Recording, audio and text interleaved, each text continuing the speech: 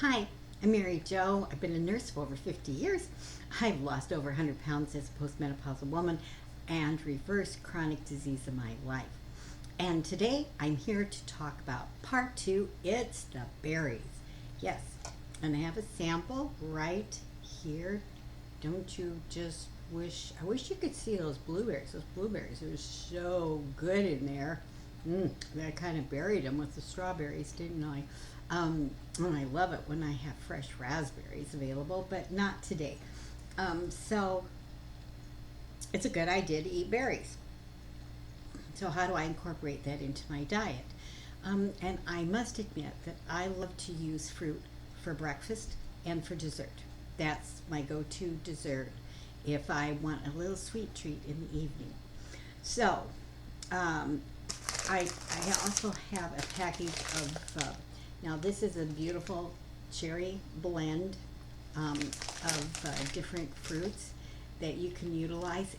Sometimes my student nurses would come up to me and say, well, I understood that frozen was not as good as fresh. And I can't find any evidence to support that point of view.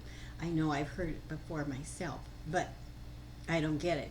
In fact, when the fruit is frozen, then the way they grow it, the way they harvest it, and the way they freeze it, there's way less chemicals involved. So why not? Why not? Just take the frozen fruit, put it in a bowl, give yourself 10 or 15 minutes, and then go back and enjoy. It's fabulous. So here I have some fruits. I also brought colored leaves. Yes, I love my colored leaves. In fact, let's just take this colored leaf, which has been washed, and I'm going to divide it in half. Now, I probably said this before, but if you're ever using colored leaves for like creating a sandwich or wrap or something like that, and you find this vegetable a little bit crunchy, then you can always dip them in boiling water for a moment and pull them out, and just be careful, don't burn your hands. Now, this particular leaf is a little bit small, so what I like to do on my smaller leaves, because sometimes you get really big ones, is put them together. Uh-oh, I can't even tell what I'm doing, but put them together however you like, and then I'm going to lay this down. Now, I have also brought some raw cashew butter, and I'm going to put some raw cashew butter on my wrap. Now, I would suggest, it depends on who you are, where you are.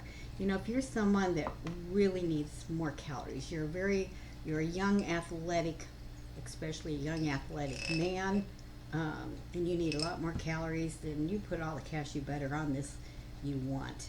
But I'm just this little tiny thing. So I try to imbibe in just a small amount, and then my bananas just went crazy. Now you can use a banana, or you can use apples, or you can just forget that part. But I absolutely love the cashew butter and the bananas. Now, could you use almond butter? Sure you could. You could use tahini if you wanted to. Just depends on what your tastes are all about. I like bananas with cashew butter. That was recommended on an online course I took with Lisa Furman, and I gotta admit, she's totally right. It's totally how I like it. So now, I don't know if you can see this without me. Ooh, yes, you can see this. So I have my cashew butter, my bananas, and then you take a few berries and sprinkle them on top. The one thing I didn't bring over, two things I didn't bring over. It's a really great idea to throw a little flaxseed on this. Flax seeds are fabulous, and more on that in the next video. And let's see, let's add a strawberry for good measure. So here you have one of the most delicious treats in the world, I think. And this is sometimes just a treat for me, or sometimes this is something that I eat in the mornings for breakfast, or I mean, anytime you want it. You want it for a really nice dessert. There you go. Now, I don't know that you can see what I've done here, but there it is. I don't know. I don't want to pour it out. But anyway, this is just delicious.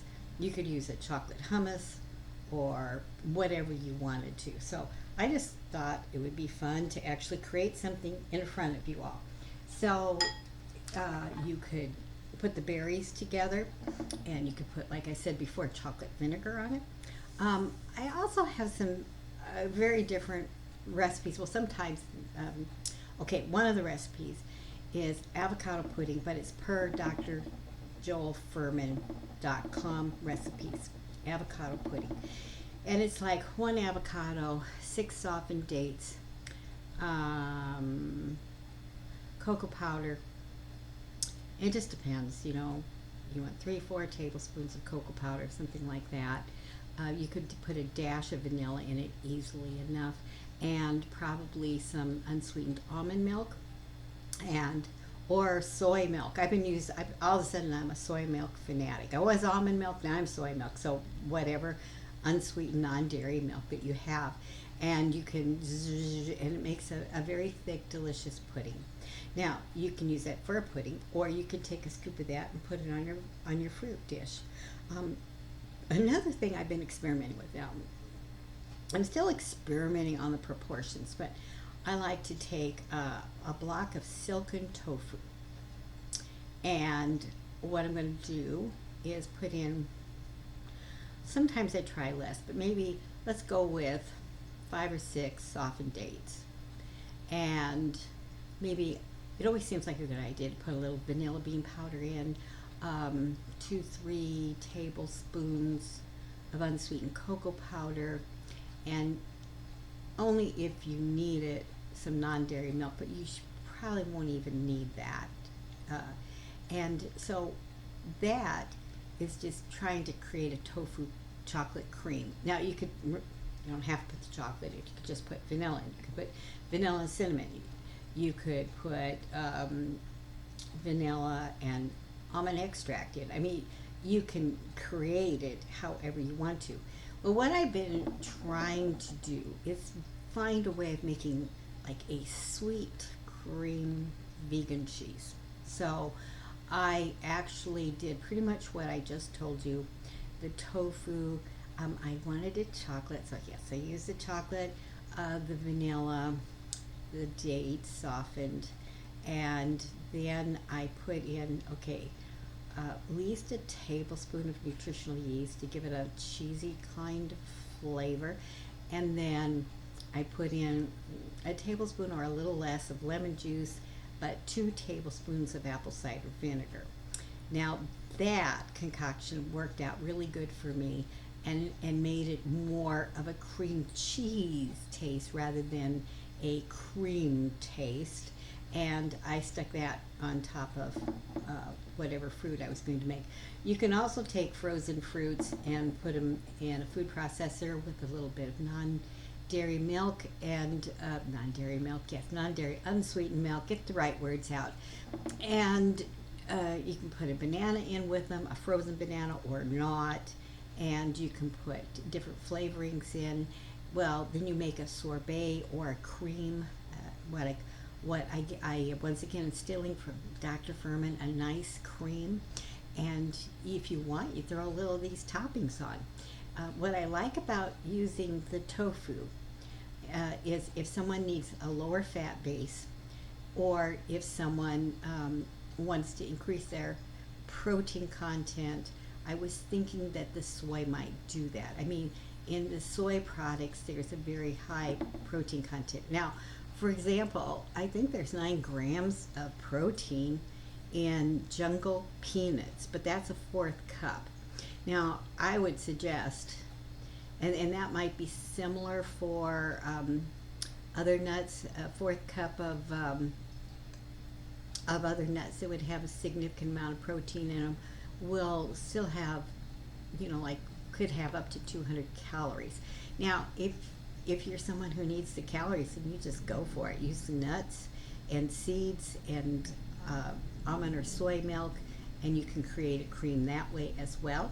but I like to use the tofu and diminish some of the nut content. Now, another thing you could do is you can take the block of tofu and the ingredients you wish to put into it, and then you could put in a half cup of nuts and seeds if you wanted to. It might give it a thicker, creamier texture, and you might really enjoy that. You know, one nut that I think is really quite a sweet nut, besides me being a sweet nut, okay, never mind, so much for my jokes, and that's macadamia nuts. They are, I just think they're so good. Anyway, so once again, I mostly use a plate of fruit for breakfast.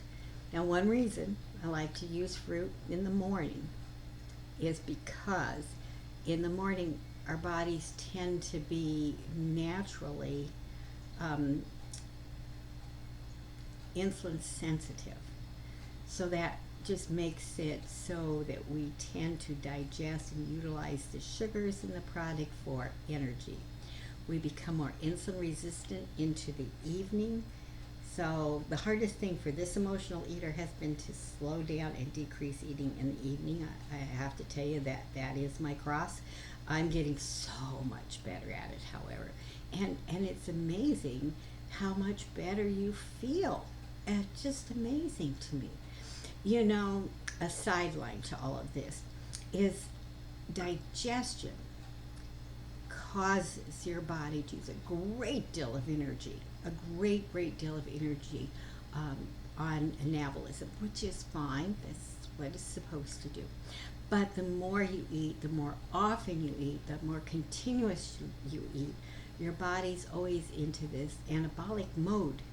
And what that means is there's no energy for healing and repair of the body. And when you give your body time to heal and repair, oh, you just feel so good. You like oatmeal in the morning? Throw some berries in it. You like some form of intact grain cereal in the morning? Throw some berries in it. Not a bad idea to put in a little cinnamon and flaxseed as well. So I guess that's it. I was trying to think if I had any other magical ways to use berries, but they're so good, they're just hard to resist as far as I'm concerned. So, well, it looks like I have my dessert all ready to go tonight. So you take care. I hope you enjoyed this presentation. Remember, this is all about you, and that is because you are so important to the rest of us. So with gratitude and love in my heart for all of you out there, this is goodbye from Nurse Mary Jo. I look forward to seeing you next time. Bye-bye.